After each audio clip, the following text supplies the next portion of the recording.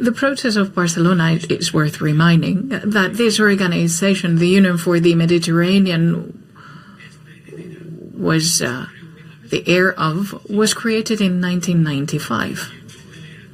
At the time in which the first minister of Israel, Mr. Rabin, was assassinated, and the creation of a process which later on took on the form of an organization, the Union for the Mediterranean, was part of the international response to that assassination in order to try to find again the path in order to build peace between Israel and Palestine, because people who assassinated Mr. Rabin knew that they were assassinating or killing the peace process.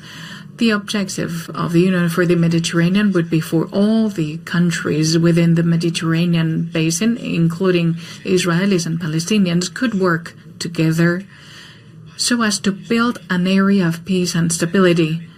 Unfortunately, history has not been written that way. Already last year, as per the initiative of Spain and some other European countries, we wanted to use this platform in order to discuss the conflict, the tragic human consequences of the situation in Gaza, and how it was dispersing into the area. And it was 2 months after the 7th of October Hamas attacks. And we had the attendance not only of neighbouring countries of the Mediterranean, but also some other Arab countries, in order to seek altogether to see how to tackle the expansion of the conflict. 1 year after, we have gathered together again and talked about the same thing, but in really worse, far worse terms. The Secretary General of the United Nations issued a communique yesterday saying that he was completely overwhelmed by the situation in the north of Gaza because of the number of wounded, death, and the utter destruction of that territory, with hundreds of deaths since the 7th of October. The communication was cut off, and the offensive of the Israeli military forces was issued against that territory. The biggest communication or media blackout since history, with many people displaced from their homes. Nothing is left from their homes, hospitals destroyed, and the people remaining there abandoned at their own luck. This is a description made by the Secretary General of the United Nations and all its bodies, and the description gathered by the press, by the international press today. And this has been sort of like the background of our discussion, a discussion in which all of us, or almost all of us, have regretted deeply the situation I have just described, expressed their concerns, and tried to seek for solutions that avoid the escalation of hostilities in the West Bank and Lebanon. I'm not going to repeat what was expressed by the Ministry of Spain, and I know that my co-chair and the Secretary General, I'm going to echo those words. But today, 2 million people, 90% of the Gaza population, is having severe food security situation, and they're suffering from hunger, from famine, and this situation cannot be completed without taking into consideration the situation of hospitals, which are completely destroyed, and without international observers that can provide with additional information. It's true that Israel always justifies the attacks, because whenever they introduce the attacks, they think that there is a terrorist. But there is one thing which is called proportionality. Proportionality of response, and taking into consideration the collateral damage. And unfortunately, the United Nations advised that the number of people suffering from acute malnutrition, which is the way in which we refer to famine, can multiply by 3 in the next few months.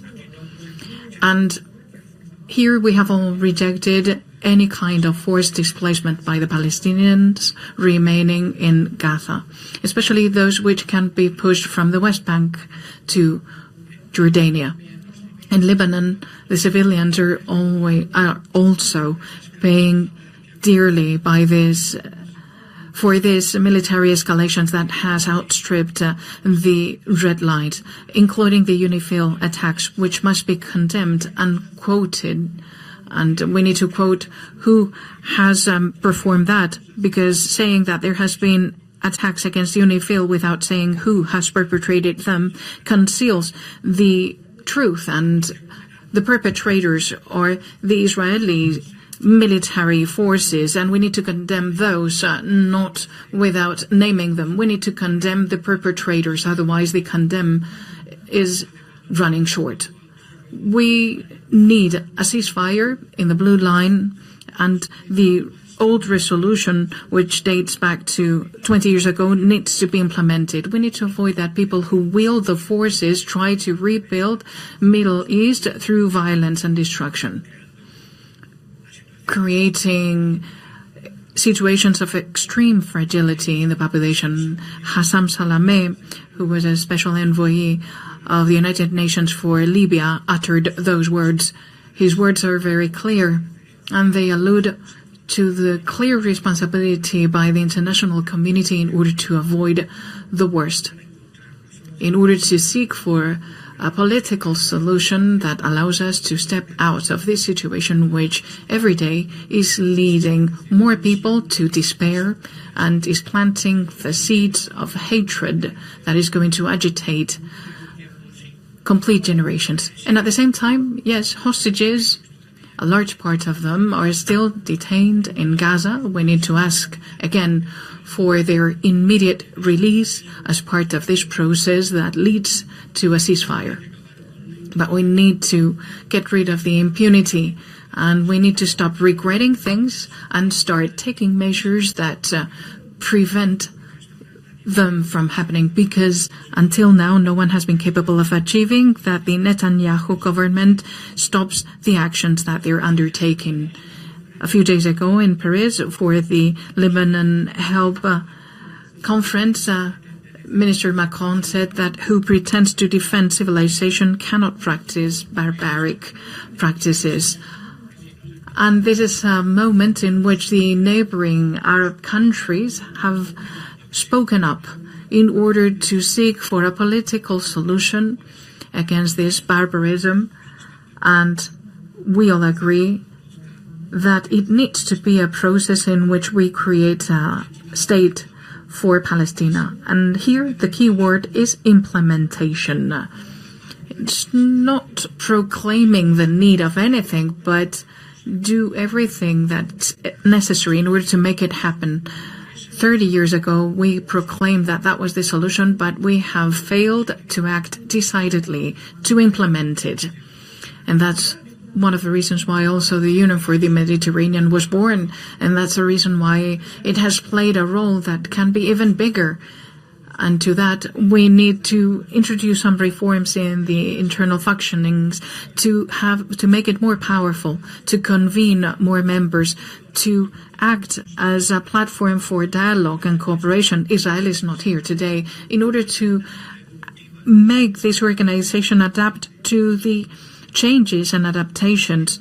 We're talking about the war, but we could also talk about immigration, which for European society is a source of concern, which is lived in a different way in some countries or the others, with different solutions in some countries or the others, with some economic and demographic dynamics which poses a challenge, but at the same time a solution. It's a good moment in which to remember that there is no more unequal frontier in the world than the Mediterranean frontier. There's no river that separates more unequal populations in income, among others, and that generates an attractive force.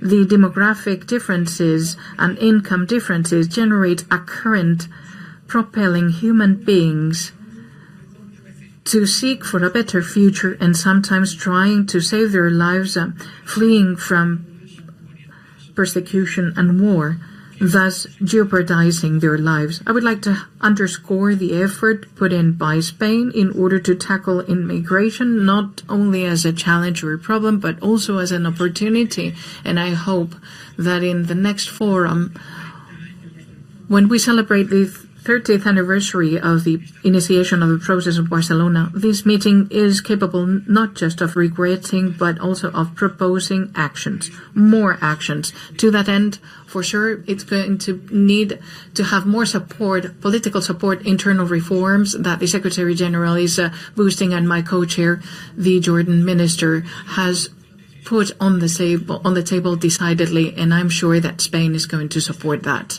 So this is my last meeting as representative of the European Union at this forum. I would like to thank all my dear minister colleagues for the collaboration that I have found throughout this time, you for the attention that you have lent us.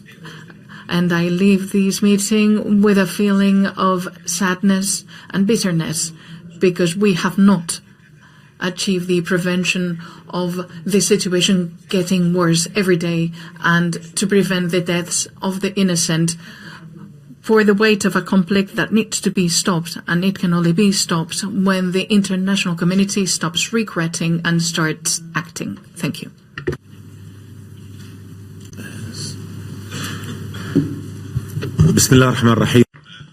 In the name of God, the merciful,